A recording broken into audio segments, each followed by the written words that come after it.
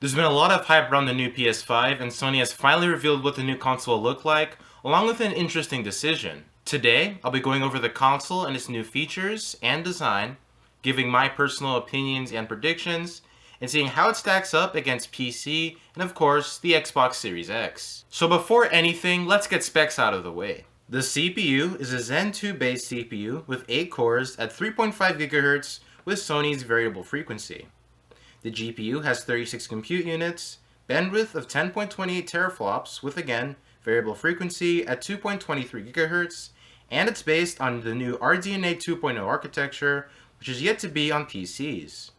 As for everything else, 16GB of GDDR6 memory, an SSD, and supposedly you can upgrade to an NVMe drive, and of course a 4K Blu-ray drive.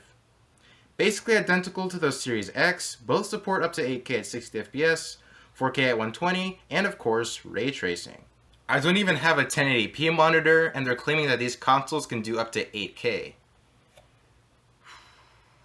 During the reveal, Sony revealed some new titles like Gran Turismo 7, a new Resident Evil, GTA 5.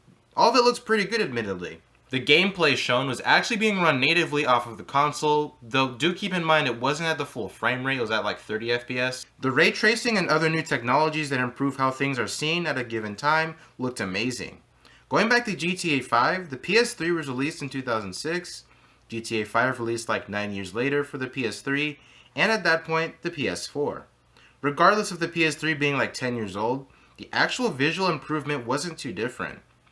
It'll be interesting to see how these consoles age within the next foreseeable decade. Something else I'm interested in seeing is definitely software. Honestly, Sony reigns superior in console UI. The 360's OS went from, say, 2000's gimmicky look, all the way to the very much loved Metro UI interface.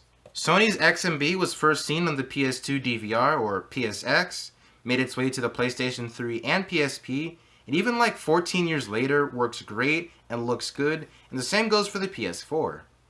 The One series cleaned stuff up, but I don't think Microsoft will do anything special, so hopefully Sony doesn't disappoint there.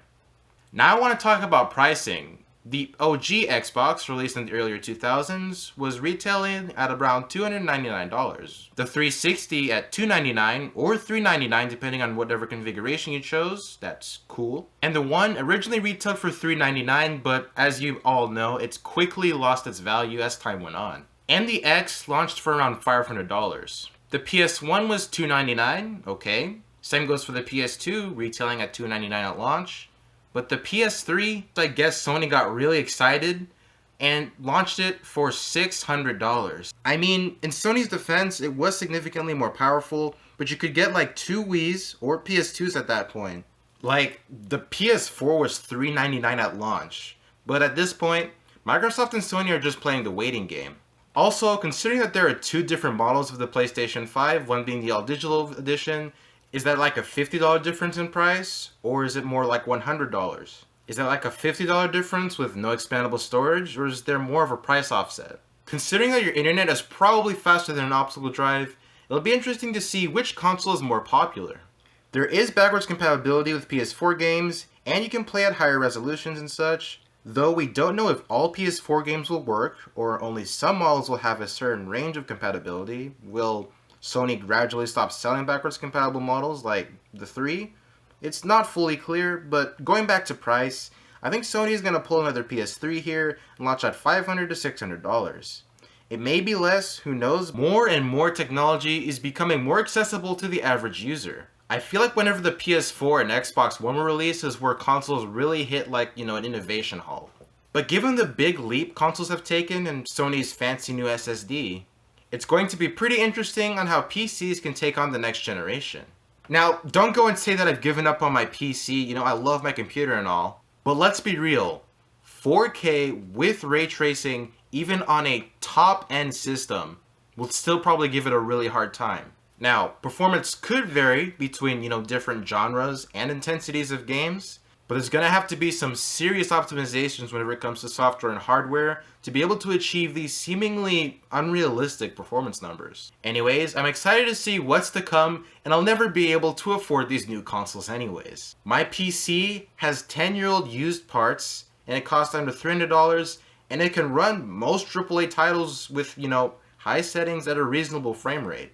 And that just proves that you don't need $2,000 to get a decent gaming PC. I mean, if I only spend $300 and, say the PlayStation 5 is $600, I could possibly, get some more money, let's say another $300, and get a better graphics card, and who knows how much better performance I could get.